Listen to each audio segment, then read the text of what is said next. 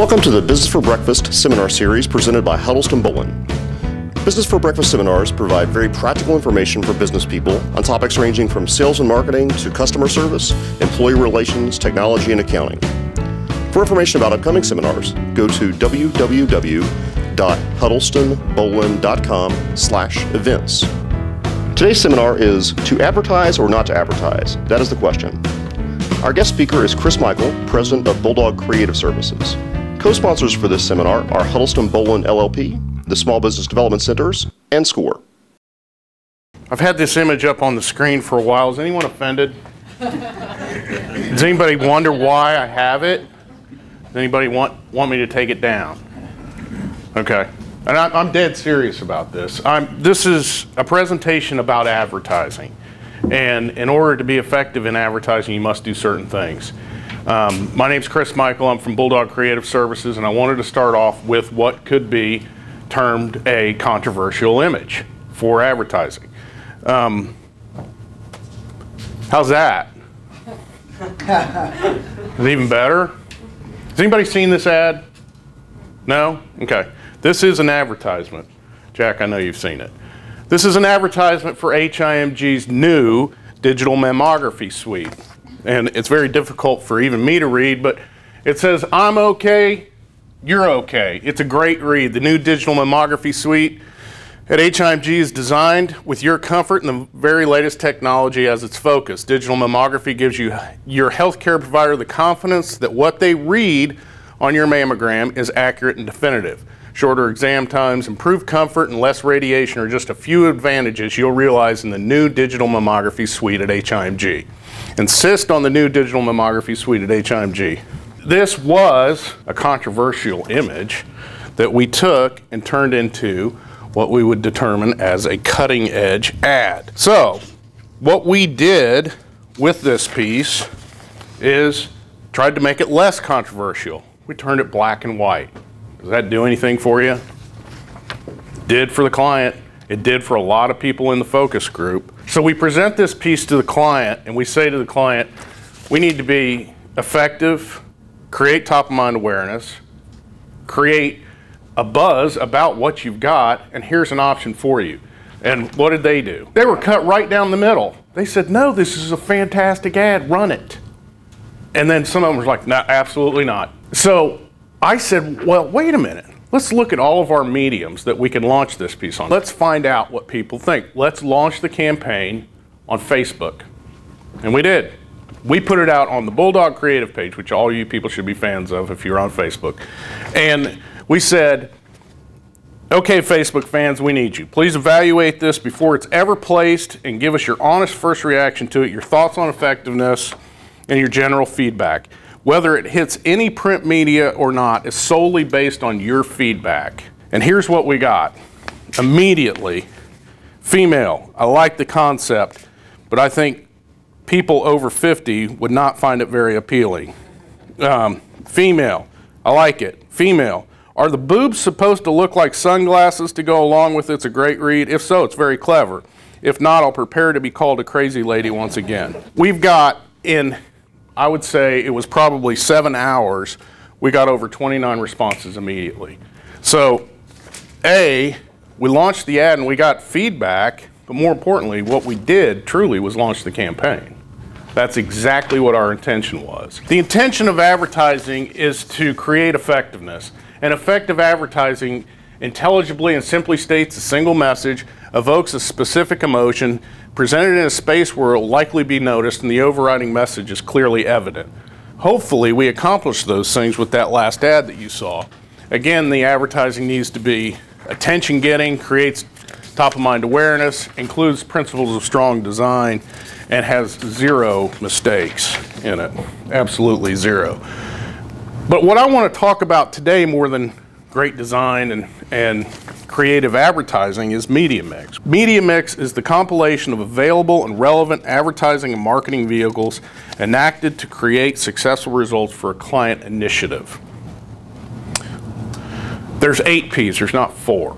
There's product, price, promotion, and place, but I would also throw in there project, a problem, there's profit, and people. So in media planning, in a media mix, there's 5 areas that we like to work on at Bulldog, and those are targeting, recency, satiation, acceleration, and synergy.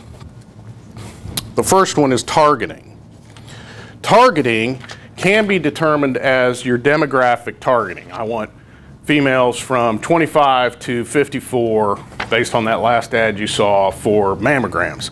I want men from 18 to whatever for X. But I would challenge you that geo-targeting and receptivity are 2 different things too. Geo-targeting is just a fancy name for spot planning. It works because all of our brands have good and bad markets, geography. Receptivity targeting exploits the psychological dimension of response. When I was a kid, I'd always ask, my mother, can I have my allowance? And she would say, ask your dad, but ask your dad after dinner. There's a time, there's a psychological time for things. For example, a Domino's pizza commercial seen before dinner is much more effective than one seen after dinner. A stop smoking spot after dinner, after we've already lit up, if you're a smoker, which I proudly quit, is not effective. A Weight Watchers commercial on Monday when we've overindulged all weekend is not as effective as one before the weekend. Receptivity requires precise targeting and time, and it's not just limited to TV and radio. Receptivity can also happen in outdoor and print just based on content. A lot of media people talk about environment, and that usually means content. Quality and even rating level. I would argue that what's going on inside a consumer's head at the time they're ready to buy is the most important environment. So, near to purchase is targeting and time.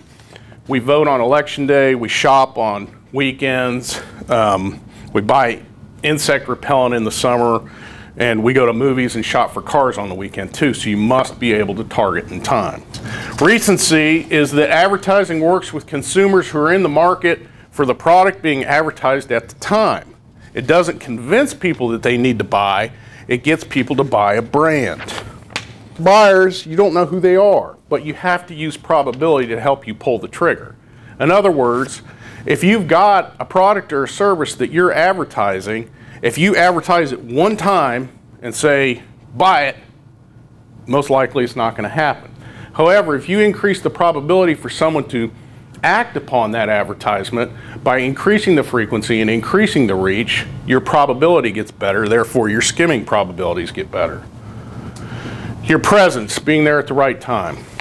None of us exactly know what the right time is in any of our initiatives.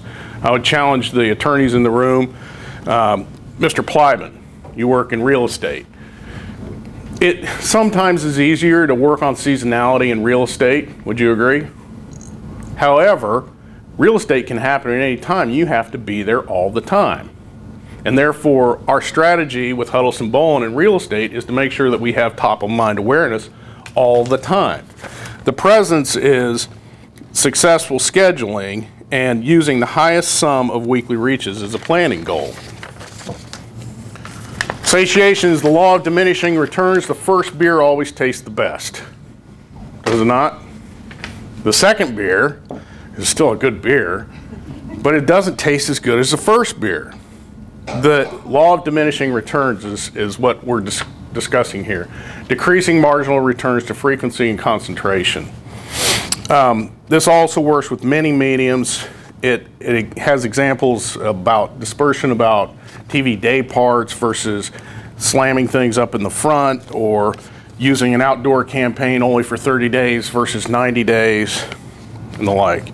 Acceleration is increasing returns to continuity when you have higher marginal response to additional advertising events.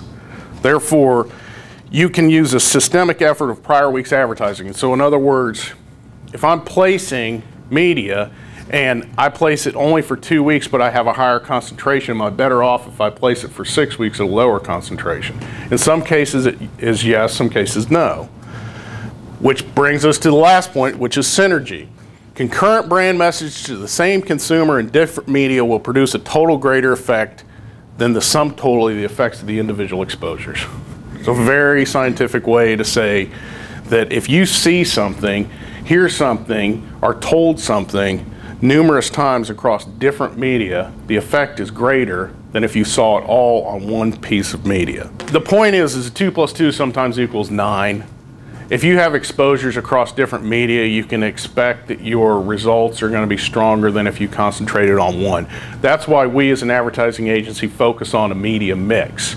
We absolutely, depending on the budget, the initiatives of the client, and other factors, recommend that to almost every client. You have to look in media mix at your available media, and these are, you can make an argument for many of them, but TV, radio, newspaper, magazine, outdoor, transit, internet, collateral, public relations, mobile, social, cinema, promotional, direct mail, and there's many more. Do you know how many messages most people are subject to in advertising every day?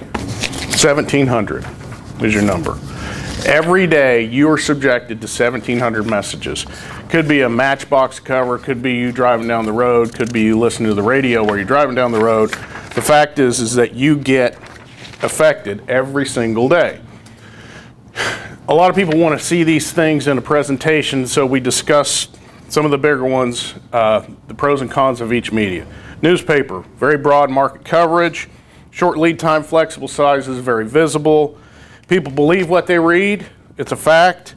And then on the con side, there's inconsistent reproduction as far as the quality of the print goes sometimes. There's a one-day lifespan, there's very limited demographics, and there's quite a bit of clutter. Radio. There's a large demographic and geographic coverage in radio. High frequency immediate placement. On the con side, you're restricted to anywhere under 60 typically. You have a need for repetition to be effective. Short recall, cluttered placement can be an issue. Diversity of media availability. The National Association of Broadcasters went to the car manufacturers and said, for the love of God, please do not put iPod attachments in new cars. Don't do it. Please don't do it. Because people are plugging in. They're listening to what they want to listen to. TV, I know there's absolutely no cons. I really search for these things, but TV has a lot of pros and a lot of cons. Use sight, sound, and motion and color, mass coverage, immediate placement. Strong demographic and geographic coverage can be, in fact, a con in some cases.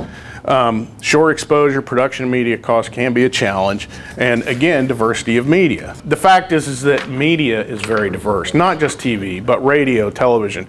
And outdoor, we can't leave you alone.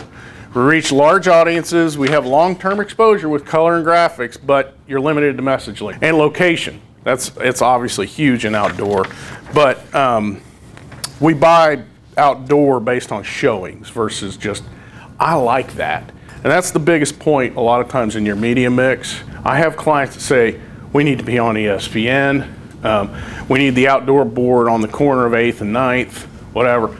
You don't matter.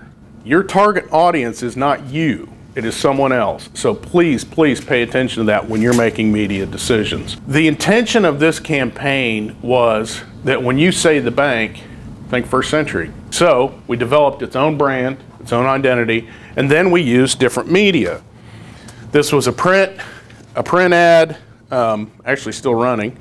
But I want to point out too that while we branded the bank, we had another message. And we have, the bank is paying you to use your debit card, the bank is making loans, the bank is open 24 hours a day. We did television, radio, outdoor, print, collateral. We did do some social media, not a whole lot with that campaign. Banking is very difficult in social media just because of restrictions. We mixed the media and we had a very successful campaign. There are some things about this that I didn't point out that were very important in this ad. Women from the age of 40 and up were exposed in the 60s and the 70s to a very popular book called I'm Okay, You're Okay, and it was about very psychological things, but it was a very strong book. And so when I said I'm okay, you're okay, and the copywriters did, it's a great read, that was about the book. Again, I'm Chris Michael with Bulldog Creative Services. We're a full-service advertising agency. Thank you for joining us here at the Business for Breakfast seminar. And for all you people watching us on the web, I hope you're able to join us next time.